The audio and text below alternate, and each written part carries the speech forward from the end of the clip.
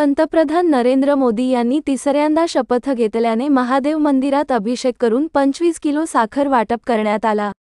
सोमनाथपूर येथे देशाचे विख्यात पंतप्रधान श्री नरेंद्र मोदी यांनी तिसऱ्यांदा शपथ घेतल्याच्या निमित्ताने त्यांना सोमनाथपूर येथील महादेव मंदिरात सदस्या तथा भाजपा उदगीर तालुका उपाध्यक्षा सौ.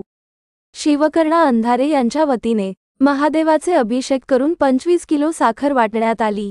यावेळी भाजपा महिला मोर्चा उदगीर शहराध्यक्षा शिल्पा इंगळे, अनुसूचित भाजपा युवा मोर्चा तालुकाध्यक्ष नवज्योत शिंदे, मीरा माने, ॲडव्होकेट अभिलता मॅडम, सीमा सूर्यवंशी, रेणुका रावळे, पूजा कुंभार, सखू आडे, रसिका सूर्यवंशी, ज्योती सूर्यवंशी, लक्ष्मी पवार, बबिता राठोड, अनिता दोंदे, मरेप्पा सूर्यवंशी, गोविंद अंधारे व गावातील महिला मंडळ उपस्थित होत्या। नमस्कार, मी शिल्पा विनायक इंगळे, महिला मोर्चा उदगीर शहराध्यक्ष।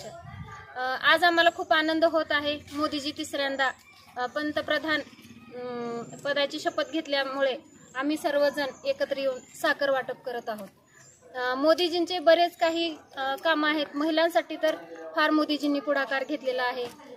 सुकन्या असेल किंवा घर असतील, निराधारांना घर दिलेलं आहे। आणि बस एवढंच मी ही इच्छा व्यक्त करते। आणि खूप खूप आनंद झालेला आहे की आमचे आज मोदी सरकारांनी पुन्हा एक तिसऱ्यांदा पंतप्रधान पदाची शपथ घेतली। त्याबद्दल आम्ही सर्व जनतेचे मनस्वी आभारी आहोत। जय हिंद, जय महाराष्ट्र।